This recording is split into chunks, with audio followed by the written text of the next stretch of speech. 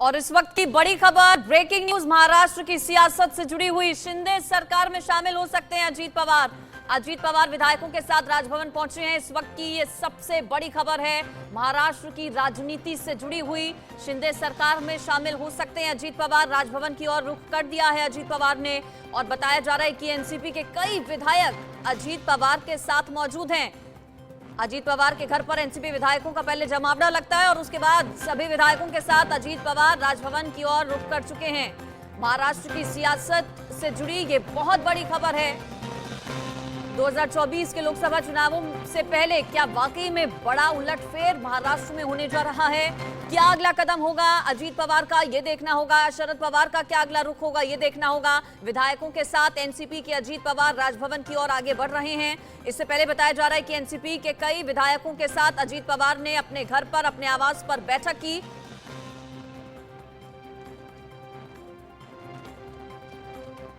अंदर खाने खबरें ये मिल रही थी कि एनसीपी नेता अजीत पवार को प्रदेश अध्यक्ष बनाने के लिए एक सुर में सभी विधायकों ने आवाज उठाई है। अब देखना ये होगा कि राजभवन की ओर अजीत पवार जो रुख कर रहे हैं, क्या उनका अगला कदम होगा।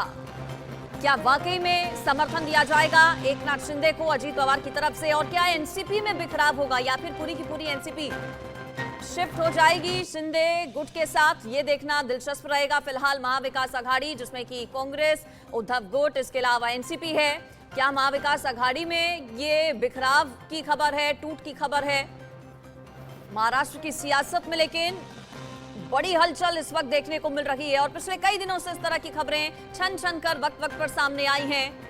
बिखराव की, चाचा भतीजे के बीच नाराजगी की, हालांकि फिर बाद में सामने आकर, साथ आकर दिखाया जाता है कि सब कुछ ठीक है। लेकिन सवाल ये कि क्या सब कुछ वाकई में ठीक है एनसीपी के भीतर? चाचा भतीजे के बीच क्या ऑल इज वेल है? शिंदे सरकार में अजीत पवार शामिल हो सकते हैं। फिलहाल जो जानकारी मिल रही है वो आप तक पहुंचा रहे हैं। शिंदे सरकार में शामिल हो सकते हैं अजीत पवार। अब ये देखना होगा कि कितने विधायकों का समर्थन है उनके साथ। एनसीपी के कितने विधायक ऐसे हैं जो कि अजीत पवार के साथ हैं। महाराष्ट्र की राजनीति से जुड़ी इस वक्त की ये सबसे बड़ी खबर आप तक पहुंचा रहे हैं। इससे पहले भी कई बार नाराजगी सामने आ चुकी है अजीत पवार की। अजीत पवार कई बार अपनी महत्वाकांक्षाएं जो हैं वो सामने रख चुके हैं। इससे पहले, कुछ दिन पहले आपको याद होगा, जब इस्तीफे की पेशकश की गई थी शरद पवार की तरफ से, हालांकि फिर बाद में पूरा मान मनोबल हुआ, उन्हें मना लिया गया, उन्हें समझा लिया गया, जिसके बाद शरद पवार की तरफ से कहा गया कि वही पार्टी के प्रमुख बने रहेंगे, पूरी पावर एनसीपी की पवार के पास ही रहेगी। लेकिन फिर उसके बाद कई अलग अलग बैठकें चलती हैं और अब जानकारी जो सामने आ रही है वो ये है कि अजीत पवार राजभवन की ओर रुख कर रहे हैं। एनसीपी के कई विधायक उनके साथ मौजूद हैं और जानकारी ये मिल रही है कि शिंदे सरकार में अजीत पवार शामिल हो सकते हैं। मीटिंग चली और जानकारी ये भी मिल रही है कि इस मीटिंग में कई बड़े नेता एनसीपी के शामिल रहे। कार्यकारी अध्यक्ष सुप्रिया सुले भी इस मीटिंग का हिस्सा रही। इसके अलावा प्रफुल्ल पटेल भी इस मीटिंग में पहुंचे थे। अब क्या वो भी रुख कर रहे हैं अजीत पवार के साथ राजभवन की ओर? इस बारे में फिलहाल जानकारी नहीं मिल पाई है, लेकिन क्या फॉर्मूला सेट हुआ है भीतर भीतर, इस बारे में भी कुछ कह पाना अभी जल्दबाजी।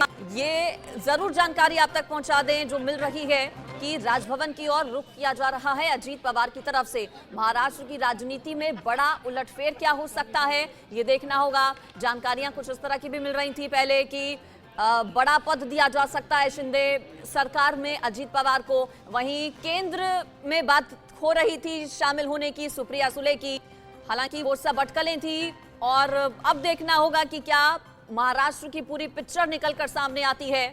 अलग अलग अफवाहों का बाजार महाराष्ट्र की राजनीति में पिछले कई दिनों से गर्म है। जानकारी पर ले लेते हैं और ज्यादा डिटेल्स इस पर लेंगे। मेरे साथ हमारे संवाददाता जुड़ेंगे, उनसे डिटेल्स जानकारी लेंगे। क्या हलचल फिलहाल अभी चल रही है, क्या अगला कदम हो सकता है अजीत पवार का? इसके अलावा शरद पवार क्या अपने पत्ते खोलेंगे, क्या साफ करेंगे, स्थिति क्या है? क्या एमवीए के साथ ही बने रहेंगे अजीत पवार या फिर अजीत पवार की किसी चाल का ये हिस्सा है? जो कि मंझे हुए खिलाड़ी माने जाते हैं शरद पवार राजनीति के। जानकारी ले लेते हैं मेरे साथ सुजाता, सीधे उनका रुख करेंगे। सुजाता, बहुत बड़ी हलचल देखने को मिल रही है, क्या हुई जानकारी और क्या बता रहे सोर्सेस? बिल्कुल, देखिए एक बहुत बड़ी खबर अब जो सूत्रों के मुताबिक ये पता लग रही है कि एनसीपी के काफी वरिष्ठ नेता अजीत पवार अब एकनाथ शिंदे के गठ को जोड़ सकते हैं और इसी के साथ उनको महाराष्ट्र सरकार में एक बड़ी पदवी मिल सकती है। अगर हम बात करें इस समय तो बताया जा रहा है कि अजीत पवार ने एक बैठक बुलाई है एनसीपी के बंगले पर, जहां पर वो अपने सभी विधायकों के साथ बैठक करने वाले हैं। काफी अहम बैठक मानी जा रही है क्योंकि जिस प्रकार से महाराष्ट्र की राजनीति में जो पिछले एक साल में हलचल देखने मिला है वो साफ तौर पर अजीत पवार की तरफ एक बार फिर से इशारा करते हुए बता रहे हैं। क्योंकि अजीत पवार की अगर हम बात करें तो पिछले एक साल में उन पर कई बार सवाल खड़े हुए हैं कि कभी कभार ऐसी भी सूत्रों में खबर आती है कि वो बहुत जल्द बीजेपी में भी शामिल हो सकते हैं। तो ऐसे कई सारे तमाम अटकलें जो लगाए जा रहे हैं उसके चलते अब एक और बड़ी खबर ये कि कहीं ना कहीं अजीत पवार जो है वो एक तरीके से बोला जाए तो एकनाथ शिंदे के गढ़ जोड़ सकते हैं। जी, जानकारी पहले अंदर खाने ये भी मिल रही थी कि प्रदेश अध्यक्ष उन्हें बनाया जा सकता है, अब बीजेपी के साथ जाने की खबरें हैं। क्या समझा जाए सुजाता, क्या सब कुछ ठीक ठाक नहीं चल रहा है एनसीपी में चाचा भतीजे के बीच? बिल्कुल, देखिए एनसीपी की अगर हम राजनीति की बात करें तो जिस तरीके से पिछले सालों में अजीत पवार और शरद पवार, जूनियर पवार और सीनियर पवार जिन्हें कहा जाता है, इनके बीच में जो जो गहराइयां हैं वो बहुत कम होती हुई नजर आ रही थी। दोनों के बीच में मतभेद जो है वो काफी ज्यादा होते हुए नजर आ रहे थे, जिस वजह से इसी कारण जो है एक बार शरद पवार ने खुद सुप्रिया सुले को हाल ही में एनसीपी के जो है एक काफी जरूरी पदवी भी। कौन कौन आपके साथ आ रहे हैं, क्या शपथ? नहीं, अभी हम राजभवन में जा रहे हैं सीएम साहब के साथ, आने के बाद बताएंगे कौन कौन थे। सगळ्या सगळ्या सगळ्या सगळ्या हो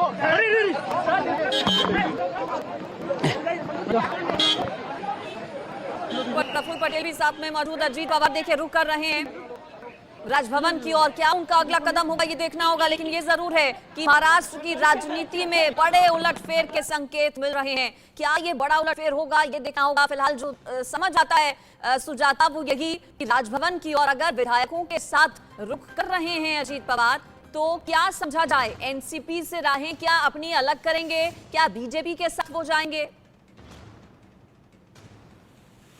बिल्कुल, देखिए बात करें अगर अजीत पवार की तो किस प्रकार से उनका जो नेचर रहा है महाराष्ट्र की राजनीति में वो हमेशा डाई ही रहा है। पहले ऐसे अटकलें लगाना कि वो एनसीपी छोड़ सकते हैं, अपना एक अलग से गठ बना सकते हैं, जिसके बाद से उनके बीजेपी में शामिल होने की भी जो अटकलें लगाई जा रही थी और अब एकनाथ शिंदे के गठ पे शामिल हो सकते हैं, राजभवन की ओर बढ़ते जा रहे हैं। तो ऐसे में जो एनसीपी से ज्यादा महाविकास आघाड़ी का जो भविष्य है अब वो खतरे में होता हुआ नजर आ रहा है। क्योंकि आदित्य ठाकरे के करीबी राहुल गनाल ने कल ही एकनाथ शिंदे के गठ से जो है हाथ मिला लिया और आज अजीत पवार जो एनसीपी के और महाविकास आघाड़ी के स्तंभ माने जाते हैं, किस प्रकार से वो विरोधी पक्ष नेता भी रहे हैं। तो ऐसे में उनका जो है महाविकास आघाड़ी को छोड़कर इस प्रकार से कहा जाए एकनाथ शिंदे के गठ में जुड़ जाना है, बीजेपी में जुड़ जाना है, जिसकी स्पष्टता अब तक नहीं की गई है। अगर वो जुड़ जाते हैं तो महाविकास आघाड़ी को जो है एक बहुत बड़ा झटका लग सकता है। ठीक है, महाविकास आघाड़ी के लिए ये बड़ा झटका हो सकता है, उद्धव ठाकरे के लिए बड़ा झटका हो सकता है। मेरे साथ आलोक सर भी जुड़ गए हैं इस पर चर्चा के लिए। आलोक सर, क्या ये बड़ा झटका शरद पवार के लिए भी हो सकता है या फिर शरद पवार की एक चाल के तौर पर इसे देख रहे हैं आप?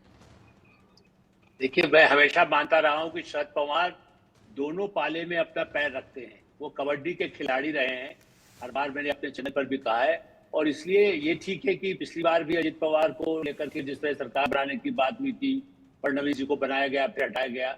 लेकिन हाँ, ये सही है कि जिस तरह से सुप्रिया सुले जी को बनाया गया और अजित पवार पर कई केसेस भी चल रहे हैं, इसलिए अजित पवार की मजबूरी भी है कि यदि उनको आगे वो भविष्य में यदि उनको मुख्यमंत्री बनने का सपना तो तब भी वो देखते रहेंगे। यदि कोई ऐसा आगे समझौता होता है बीजेपी के साथ, शिंदे के साथ, और बीजेपी जबकि अपना पलड़ा भारी कर रही है, शरद पवार को झटका तो लगेगा ही, बल्कि प्रतिपक्ष की पूरी एकता को, महाविकास पार्टी का असली इसका जो संदेश है वो अजित पवार के लिए तो किसी के साथ वो शिंदे के साथ रहे, भाजपा के साथ रहे, नए गठबंधन की तरफ रहेंगे तो कुछ हद तक वो सेफगार्ड उनको भी करेंगे। जो शरद पवार की जो गड़बड़ियां रही हैं उसको छिपाने में भी तो आसानी होगी ना। आफ्टर अजित पवार जो पैसा पर जो आरोप आए हैं, प्रफुल्ल पटेल पर जितने गंभीर आरोप हैं, उस दृष्टि से अजित पवार के उस सरकार में कहीं न कहीं स्थान मिलने पर अभी तो देखिए हमें कहते हैं कि बड़ा नाटकीय ढंग से मोड़ है, जैसा पहले भी किया गया था जब फडणवीस को मुख्यमंत्री बनाया गया तो फडणवीस ने चेतावनी भी दी थी कि अब इसका बदला तो हम निकालेंगे जो उनके साथ हुआ। तो वहां ये शरद पवार के लिए, सुप्रिया सुले के भविष्य के लिए अब सवाल ये क्या सुप्रिया सुले को तो पहले भी ऑफर दिया गया था कि वो केंद्रीय मंत्रिमंडल में आ जाए, तो अब ये देखना होगा कि अजित पवार या तो वहां पर आगे भविष्य के लिए अपने मुख्यमंत्री बनने के लिए कोई चांस आगे देखें। हाँ। अभी तो नहीं बन सकेंगे। हमारे संवाददाता कितनी बार हमारे जो अभिषेक है वो बार बार कहते रहे हैं कि हो सकता है कि वो मुख्यमंत्री बन जाए, लेकिन मैं नहीं मानता कि चूंकि बीजेपी किसी भी कीमत पर अजित पवार को मुख्यमंत्री बनाने को तैयार नहीं होगी। हालांकि कई बार इच्छा जाहिर कर चुके हैं। अप्रैल के महीने में भी इस तरह की इच्छा जाहिर की गई थी अजित पवार की तरफ से, और वक्त वक्त पर अपनी महत्वाकांक्षाएं वो दिखाते रहे हैं। सुजाता का सर एक बार मैं रुक कर लेती हूँ, आप बने रहिए। सुजाता, कितने विधायक हैं, कितनी संख्या है विधायकों की जो कि अजित पवार के साथ राजभवन की ओर बढ़े हैं? बिल्कुल, देखिए एनसीपी की इस समय बात करें तो ब्रेकिंग ये आ रही है कि किस प्रकार से अब अजीत पवार राजभवन की ओर बढ़ रहे हैं। अपने साथ उनके साथ जो है एनसीपी के बताए जा रहे हैं कि 9 विधायक मौजूद है जिनके साथ वो इस समय जो है राजभवन की ओर बढ़े हैं। इसी के साथ सुबह से ही अजीत पवार के निवास स्थान पर जो है लगातार बैठक की जा रही थी, लेकिन इसे जो है एक नॉर्मल सी बैठक बताई जा रही थी। विपक्ष अपनी चर्चा को लेकर किए जा रहे थे, लेकिन अब राजभवन की ओर बढ़ना कहीं ना कहीं बहुत बड़े संकेत दे रहा है। अंजलि, इसी के साथ अब ये भी खबरें आ रही हैं कि मुख्यमंत्री एकनाथ शिंदे अपने 5 मिनिस्टर्स के साथ जो है राजभवन पहुंच सकते हैं, जहां पर आगे चलकर जो है इसमें क्या होने वाला है, लेकिन इसे एक तरीके से दबाव तंत्र बताया जा रहा है, क्योंकि अजीत पवार ने हमेशा से मुख्यमंत्री बनने की, जैसे कि आलोक सर ने भी बताया कि मुख्यमंत्री बनने की इनकी जो इच्छा है उन्होंने हमेशा ही स्पष्ट तौर पर जाहिर की है। लेकिन जब हाल ही में एनसीपी की बैठक हुई थी, जो सभा हुई थी, उसमें शरद पवार ने किस प्रकार से सुप्रिया सुले और प्रफुल्ल पटेल को काफी जरूरी पदवी देते हुए अजीत पवार वहां से गुस्से में उठ के निकल गए थे, और ऐसे में एक बार फिर से दबाव तंत्र बताया जा रहा है ताकि इन्हें एनसीपी का प्रमुख बनाया जाए और इन्हें जो है एनसीपी पार्टी में एक काफी अहम पदवी दी जाए। क्योंकि अजीत पवार का अगर हम उनका रुख करें तो किस प्रकार से जो है, जब महाराष्ट्र की राजनीति में उन्हें इंपॉर्टेंस दी जाती है, लेकिन नेशनल लेवल पॉलिटिक्स में अब सुप्रिया सुले और किस प्रकार से प्रफुल्ल पटेल को आगे रखकर जो है शरद पवार ने एक तरीके से अजीत पवार को एक बैकफुट पर डाल दिया है, जिसके चलते इसे दबाव तंत्र बताते हुए। लेकिन अजीत पवार राजभवन पहुंच चुके हैं अपने एनसीपी के कुछ विधायकों के साथ। अब कुछ ही समय में वहां पर बताया जा रहा है कि मुख्यमंत्री एकनाथ शिंदे अपने कुछ मिनिस्टर्स के साथ पहुंचेंगे, और आखिर क्या फेरबदल की जाएगी, क्योंकि पिछले एक हफ्ते से महाराष्ट्र के कैबिनेट के विस्तार के लिए लगातार चर्चाएं की जा रही थी।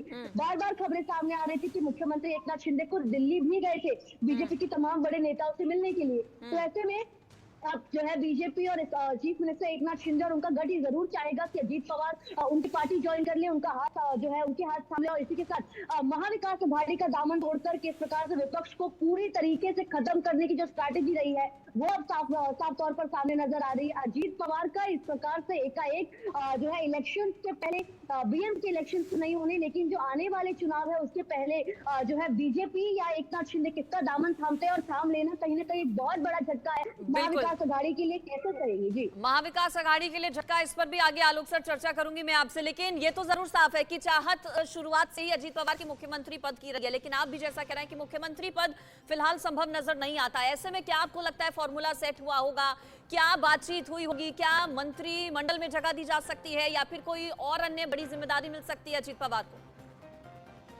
देखिए, मुझे लगता है कि वो पूरे महाराष्ट्र की राजनीति में ही सीमित रहेंगे, और इसलिए फडणवीस को जरूर केंद्रीय मंत्रिमंडल में जगह मिल सकती है। ऐसा देखिए, अभी 2 दिनों में बराबर एकनाथ शिंदे भी यहाँ आए थे, फडणवीस भी आए थे, और ये सब मंत्रणा प्रधानमंत्री और अमित शाह जी के साथ या नड्डा जी के साथ हुई है। और इसलिए आप और हम भविष्यवाणी तो नहीं कर सकते, लेकिन ये सही है कि अजित पवार को यदि डिप्टी चीफ मिनिस्टर बनाया जाता है और एकनाथ शिंदे बने रहते हैं, तो भाजपा की तरफ से कोई और होकर के फडणवीस को, या केंद्रीय मंत्रिमंडल में भी जो जगह बन रही है, या तो फिर शिंदे परिवार के सदस्य भी चूंकि चाहते रहे, मतलब उनको किस तरह से कहाँ एकनाथ शिंदे को, तो यदि उनको एडजस्ट यहाँ पर केंद्र में कुछ किया जाए, तो ये सारे परिवर्तन अब जो हो रहे हैं, ये केंद्रीय मंत्रिमंडल में भी स्थान महाराष्ट्र और इवन कर्नाटक, आज येदियुरप्पा जी को भी बुलाया गया है, और वहां भी उसके लिए भी कर्नाटक से भी यहाँ पर यदि कोई परिवर्तन होता है, या वहां के अध्यक्ष पद पर और विधायक दल के नेता का, तो ये पूरा दक्षिण और पश्चिम में जो परिवर्तन हो रहे हैं, ये बात के संकेत है। अजित पवार इसी कड़ी के तहत बहुत ही गुप्त तरीके से जो सारी तैयारी की गई है दोनों खेमों की ओर से, और इसलिए मुझे लगता है कि कुछ मैंने कहना चाहिए 1 आध घंटे में सामने रिपोर्ट आ जाएगी। लेकिन हाँ, जो से आपने कहा, इतना तय है कि इसे केंद्रीय राष्ट्रीय राजनीति का हिस्सा मानिए। हाँ। और कांग्रेस के लिए और महाविकास अघाड़ी के लिए, चूंकि हमारा नेशनल चैनल है, तो महाराष्ट्र के चैनल जो कहेंगे, लेकिन हम आप इस बात को रेखांकित करना चाहिए कि राष्ट्रीय राजनीति के लिए शरद पवार तो संयोजक बन रहे थे इस पूरे जो नया गठबंधन बन रहा है, जिसमें नीतीश कुमार संयोजक हैं, हाँ। कभी कहते हैं ममता बनर्जी बनना चाहती है, केजरीवाल खुद उसकी कमान संभालना चाहते हैं, और शरद पवार की पार्टी टूटेगी तो महाराष्ट्र में कांग्रेस का भी और भी पतन होगा और उसका राष्ट्रीय राजनीति पर उससे भी असर पड़ेगा, शरद पवार के नेतृत्व पर भी असर पड़ेगा। जी बिल्कुल, यकीनन ठीक कह रहे हैं आप। इसका बड़ा असर देखिए, जो विपक्षी एकजुटता फिलहाल देखने को मिल रही है, दिखाने की कोशिश विपक्ष की तरफ से जो एकजुटता की जा रही है, उस पर भी इसका बड़ा असर होगा। और ये सिर्फ हलचल जो है वो महाराष्ट्र की राजनीति तक सीमित नहीं है, बल्कि ये पूरी हलचल का जो असर है वो केंद्रीय राजनीति पर भी पड़ेगा। चूंकि अंदर खाने जो खबरें मिल रही हैं वो ये हैं कि देवेंद्र फडणवीस को केंद्र में आगे जगह दी जा सकती है, इसके अलावा उप मुख्यमंत्री बनाया जा सकता है अजीत पवार को। मेरे साथ मुंबई से अभिषेक और राकेश जी भी जुड़ गए हैं। पहले अभिषेक का मैं रुख कर लेती हूँ। अभिषेक, बताया जा रहा है कि जयंत पाटिल, प्रफुल्ल पटेल, सुप्रिया सुले भी इस बैठक का हिस्सा थे, जो बैठक आज बुलाई गई अजीत पवार की तरफ से। जो 9 विधायक अजीत पवार के साथ राजभवन जा रहे हैं, उनमें कौन कौन सा नाम और सुप्रिया सुले का क्या स्टैंड इस पर नजर आ रहा है फिलहाल? बिल्कुल सही कहा आपने। बिल्कुल पहले अजीत पवार के घर पर जो कि देवगिरी, जो कि एक जो इनका सरकारी बंगला है, जो विरोधी पार्टी के नाते वहाँ पे मीटिंग होती है। मीटिंग में तमाम नेता मौजूद, सुप्रिया सुले से लेकर तमाम जयंत पाटिल, हर नेता मौजूद होता है इसमें भुज पर। और उसके बाद जयंत पाटिल निकल जाते हैं पुणे के लिए, जो जानकारी मिली। और उसके बाद सुप्रिया सुले भी निकल जाती है शरद पवार से मुलाकात करने, उसके बाद वापस आती है। तो कहीं न कहीं घटनाक्रम लगातार तेजी से बदला है कि अजीत पवार को मनाने की लगातार कहीं न कहीं कोशिश चल रही थी, ऐसा कहा जा रहा है। और उसके बाद अजीत पवार तत्काल राजभवन जाते। राजभवन में जो जानकारी देखिए अब तक सामने आ रही है, 30 विधायक जो कि करीबन 53-54 जो विधायक एनसीपी के हैं, उसमें से करीबन 30 विधायक जो हैं वह अजीत पवार के साथ में इस वक्त खड़े हो चुके हैं, यह जानकारी मिली है। इसके अलावा एक बड़ी जानकारी आपको दे दूं कि राजभवन में इस वक्त शपथ विधि का समारोह का प्रोग्राम शुरू होने जा रहा, तैयारियां हो चुकी हैं। महाराष्ट्र के पूरे राजनीति में बहुत बड़ा फेरबदल होने जा रहा है। जो पहले से घटनाएं, जो जानकारी सामने लगातार आ रही थी कि अजीत पवार इस सरकार में शामिल हो सकते हैं, शिंदे सरकार में, और उन्हें कोई मंत्रिमंडल में बड़ा पद दिया जा सकता है। हालांकि पहले खबरें ऐसी आई थी कि उन्हें महाराष्ट्र का मुख्यमंत्री बनाया जा सकता है, लेकिन चूंकि अब मुख्यमंत्री तो नहीं, लेकिन यह साफ है कि मंत्री बनाया जा रहा है। हो सकता है कि उन्हें उप मुख्यमंत्री बनाया जाए, इस बात की भी जानकारी सामने आ रही है। और जानकारी के मुताबिक 8 एनसीपी के एमएलए जो कि अजीत पवार के साथ शपथ लेने जा रहे हैं, इसकी बाकायदा तैयारी राजभवन में हो चुकी है। पूरी गुपचुप तरीके से यह काम किया गया है, किसी को कानो कान खबर नहीं लगी। लगातार इनकी मीटिंग लगातार चल रही थी। जानकारी के मुताबिक कुछ दिनों पहले नागपुर में मीटिंग हुई थी, जहां पे अजीत पवार भी मौजूद रहे और उसमें बड़े फैसले लिए गए थे। और उस फैसले के बाद कहीं न कहीं अब इसकी बारी आ गई है आज अमल करने की, और अमल आज किया जा रहा है। और आज रविवार के दिन कहीं न कहीं लोगों को इस बात की भनक ना लगे। एक तरफ बरसात हो रही है, दूसरी तरफ महाराष्ट्र राजनीति में बरसात हो रही है। और बरसात इस तरीके से हुई कि महाराष्ट्र की सरकार में बहुत तरीके से, यानी बहुत बड़ी जानकारी अभिषेक इसके अलावा आप दे रहे हैं। देखिए, एनसीपी के 53 से 54 विधायक हैं, और उन 53 से 54 विधायकों में से अभिषेक बता रहे हैं कि 30 विधायक ऐसे हैं जो कि अजीत पवार के साथ हैं। राकेश जी, कितना बड़ा झटका ये हो सकता है एमवीए के लिए, साथ ही साथ शरद पवार के लिए भी? देखिए, जिस तरह से एकनाथ शिंदे लगातार दिल्ली का दौरा कर रहे थे, लगातार केंद्रीय गृह मंत्री अमित शाह से मुलाकात हो रही थी, और जिस तरह से छन के खबरें लगातार आ रही थी कि महाराष्ट्र की राजनीति में कुछ बड़ा उथल पुथल हो सकता है। और जिस तरह से आज देखने को मिला कि राजभवन पहुंचे हैं एनसीपी नेता अजीत पवार, और उनके साथ जो सूत्र बता रहे हैं कि 18 विधायक भी साथ में हैं, ये सबसे बड़ी खबर है। और जिस तरह जो कुछ दिन पहले जिस तरह से आपने देखा था कि सुप्रिया सुले और प्रफुल्ल पटेल को जब कार्यकारी अध्यक्ष बनाया गया था, तब यही गवाह बना था दिल्ली का जो मावलंकर हॉल, जहां पर ये आयोजन किया गया था। और उस पे कहीं ना कहीं उनकी नाराजगी थी। धीरे धीरे वे लगातार इस पर काम कर रहे थे, पूरे फैसले को लेकर वो नाराजगी जता रहे थे। और इस पूरे मसले को लेकर एकनाथ शिंदे और फडणवीस के साथ लगातार संपर्क में थे। ये हमारे सूत्र इस बात की जानकारी दे रहे हैं कि पिछले 2 दिन पहले ही इसकी पूरी पटकथा जो है लिख दी गई थी। और लेकिन सबसे बड़ी बात यह है कि इतना बड़ा भूचाल, और जो राजनीति के माहिर खिलाड़ी माने जाते हैं शरद पवार, उनको कानों तक नहीं ये बात पहुंची। ये सबसे बड़ी खबर है। लेकिन अभी की बड़ी खबर यही है कि अजीत पवार और छगन भुजबल जो शामिल हो सकते हैं वहां मंत्रिमंडल में। और जैसा कि हमारे सहयोगी खबर दे रहे हैं कि राजभवन में इसकी पूरी तैयारी, बिल्कुल अभिषेक से जानकारी ले लेते हैं इस पर। अभिषेक, अगर वहां पर वाकई में तैयारियां शुरू हो गई हैं शपथ की, तो ये तो साफ है कि अंदर खाने पिछले कई दिनों से खिचड़ी पक रही थी, जो कि सामने पूरे तरीके से नहीं आई थी, लेकिन आज एक बम फोड़ा एक तरह से अजीत पवार ने, और टूट की कगार पर पूरी तरह से फिलहाल एनसीपी नजर आ रही है। ये भी जानकारी दीजिए अभिषेक कि और कौन कौन शपथ ले सकता है अजीत पवार के अलावा, और किस किस को दिलाई जा सकती है, कितने लोगों को दिलाई जा सकती है शपथ? और देखिए, जो बताया जिससे मैंने कि करीबन 30 से अधिक जो एनसीपी के विधायक हैं 53-54 में से, वह सभी के सभी इस वक्त अजीत पवार के साथ में हैं। और जो अगर आपको देखिए नाम बता दूं कि जो मीटिंग हुई है सुबह सुबह अजीत पवार के साथ में, उनके नाम हमारे पास सामने आ चुके हैं। नाम देखिए, दिलीप वत्स पाटिल महाराष्ट्र के बड़े नेता हैं जो कि इस वक्त अजीत पवार के साथ है। हसन मुश्रीफ, जो कि आपको याद होगा, हसन मुश्रीफ वही नेता है जो कि रो रहे थे जब शरद पवार ने इस्तीफा दिया था अध्यक्ष पद से, उस वक्त रो रहे थे कि नहीं वह मंत्री उन्हें इस्तीफा ना दें, नहीं तो ये लोग भी इस्तीफा दे देंगे। उसके अलावा छगन भुजबल के बारे में पता ही आपको, छगन भुजबल भी लगातार रो रहे थे और उस वक्त उन्हें मनाने की कोशिश कर रहे थे। यह एनसीपी के वह नेता है जो फाउंडर मेंबर कहे जाते हैं, यानी अजीत पवार के अलावा यह लोग शरद पवार काफी बड़े खास नेता है जो इस वक्त अजीत पवार के साथ जा चुके हैं। उसके अलावा किरण लहमाटे की बात करूं मैं, नीलेश लंके, धनंजय मुंडे वह नाम है। आपको पता है कि जब 2019 के पास जब सुबह शपथ समारोह हुआ था, धनंजय मुंडे भी अजीत पवार के साथ में उस वक्त गए हुए थे। उसके अलावा राम राज्य निंबाळकर की बात करूं आपको, दौलत दरोड़ा की बात है, मकरंद पाटिल नाम है। उसके अलावा अतुल बेड़के, सुनील टिंगरे, अमोल मिटकरी, अदिति तटकरे सुनील तटकरे की बेटी है जो कि बड़े नेता है एनसीपी के रायगढ़ साइड के, कोंकण साइड के। उसके अलावा शेखर निकम, उसके अलावा नीलय नाइक, अशोक पवार, अनिल पाटिल, सरोज अहिरे, ऐसे लोग नेता हैं जो अजीत पवार के साथ में मौजूद रहे। कुछ नेता मौजूद नहीं भी रहे, वह भी इनके साथ में है। यानी संख्या 30 से अधिक बताई जा रही है। 30 से अधिक संख्या जो है वह अजीत पवार के साथ में है।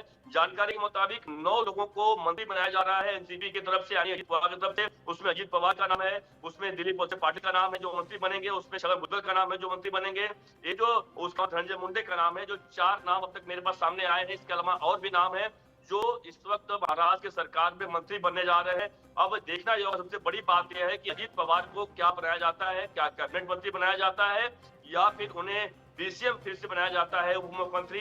क्योंकि ये भी जानकारी सामने आ रही है कि हो सकता है देवेंद्र फडणवीस को केंद्र में लिया जाए, क्योंकि केंद्र में लगातार सरकार विस्तार करने की बात लगातार चल रही है मंत्रिमंडल का। उसके अलावा हो सकता है कि महाराष्ट्र में 2 उप मुख्यमंत्री हों, एक देवेंद्र फडणवीस हों, एक अजीत पवार भी हों। तो बड़ा फेरबदल कुछ ही देर में समझ में आ जाएगा, लेकिन बड़े गुपचुप तरीके से इस काम को अंजाम दिया गया है। पिछले कई दिनों से सबने बताया, कई दिनों से कहे लगातार, कई महीनों से लगातार इस बात पर चर्चा चल रही थी। जब से अजीत पवार को अलग थलग किया गया एनसीपी से, उसके बाद से ही समझ में आ गया था कहीं न कहीं महाराष्ट्र की राजनीति बड़ा फेरबदल होने वाला है। महाविकास आघाड़ी जो एकजुट होने की बात कर रही थी, आपको याद है कल ही आदित्य ठाकरे जो कि ठाकरे सेना के है युवा नेता, उन्होंने एक बड़ा मोर्चा निकाला पीएमसी में, जो कहीं कहीं ये करने की बात सामने आ रही है कि महाविकास आघाड़ी एक है, एक होकर चुनाव लड़ेंगे और हम आगे बढ़ेंगे। और अजीत पवार ने भी जहां बात निकली वहां पर वह खुलकर सामने आए, खुलकर कहा महाविकास आघाड़ी तो मजबूत है। उन्होंने कानों कान कभी खबर नहीं होने दी कि वह विरोध कर रहे हैं या फिर वह नाराज है। लेकिन सच्चाई तो यह है कि नाराज थे वो, और नाराजगी आज जाहिर हो चुकी है। और आज जाहिर होने के बाद वो राजभवन पहुंच चुके हैं, और राजभवन इसलिए नहीं पहुंचे हैं कि वो नाराजगी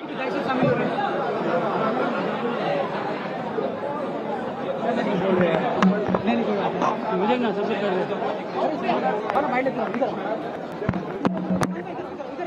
अजीत पवार पहुंच चुके हैं राजभवन, कुछ ही देर में मंच पर नजर आएंगे। राजभवन के भीतर की तस्वीरें आपको हम दिखा रहे हैं, राजभवन के भीतर की तस्वीरें, और तस्वीरें देखकर भी यही लग रहा है कि तैयारी बहुत पहले से की गई थी। बड़ी संख्या में लोगों की मौजूदगी है।